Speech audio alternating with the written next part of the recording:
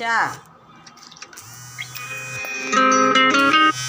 இவ்வளோந்து 6 hours இந்த இதை ஊறிடணும். இந்த கிழங்கு அடை சுடுறதுக்கு உளுந்து அரை கப்பு, கடலப்பருப்பு அரை கப்பு, 1 கப்பு ரைஸு போட்டிருக்கேன். இது நல்லா ஊறி வந்துருச்சு. இப்போ என்ன செய்கிறோம், இந்த கிழங்கு எல்லாத்தையும் சக்கரவள்ளி கிழங்கு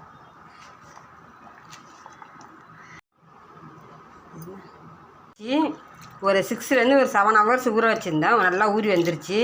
இந்த கிழங்கு என்ன செய்யணும், கிழங்கு அடை தான் இது. மெயினாக கிழங்கு தான் இருக்குது நல்லா டேஸ்ட்டு கொடுக்குறது இந்த கிழங்கு தான். இந்த கிழங்கை குட்டி குட்டியாக கட் பண்ணி வச்சுக்கணும். இந்த குட்டி குட்டியாக கட் பண்ண கிழங்கையும் இந்த ரைஸையும் போட்டு அரைச்சோம்னா நல்லா மசியாக ஆகிடும்.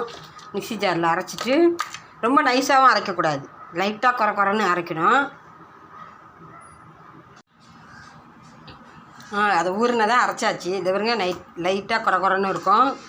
இதுவும் அதே தான். இதில் பாதி பிரித்து வச்சுருக்கேன். எதனாலன்னு கேட்டிங்கன்னா, ஒன்றுத்தில் காரம், இது காரம் போட்டு ஒரு 5-6 அடை வரும், நல்லா சூப்பராக வரும். அதேமாரி இதில் இதுக்கு தனி கரண்டி போட்டுக்கணும். இதில் இனிப்பு ஸ்வீட்டாக ஒரு 2 இது செஞ்சுட்டு, எனக்கு இனிப்பு ஃபுல்லாக சாப்பிட முடியாது, திகட்டும். அதனால் இனிப்பு ஒரு 4 வர்ற மாதிரி செஞ்சுட்டு, அடுத்தது காரம் ஒரே மாதிரி தான் அரைக்கணும். ரெண்டுத்துக்குமே ஒரே மாதிரி தான் அரைக்கணும். ஆனால் இதை இனிப்பு போட வேண்டியதெல்லாம் இதில் போட்டு எடுத்து வச்சுருவேன். அடுத்தது இதில் காரம் போட்டு எடுத்து வைப்பேன். ஓகேங்களா?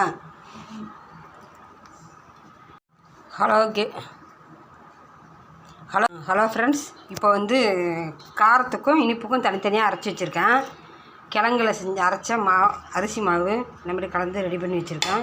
இதில் என்னென்ன போடணும் அப்படின்னாக்கா, மிளகாத்தூள், மிளகு பொடி, உப்பு, கொஞ்சமாக உப்பு, மிளகு, ஜீரகம், பெருஞ்சீரகம் எல்லாம் போட்டு நுணுக்கி வச்சுருப்பேன். அது எல்லாமே சேர்த்து இதில் போடணும். இதை கார தோசையாக ஊற்றிக்கலாம். இதில் வெங்காயம் நிறையா அரிஞ்சு போடணும். நிறையா வெங்காயம் போட்டால் நல்லா டேஸ்ட்டாக இருக்கும். வெங்காயம் போட்டு சுட வேண்டியது தான். இது ரெடி.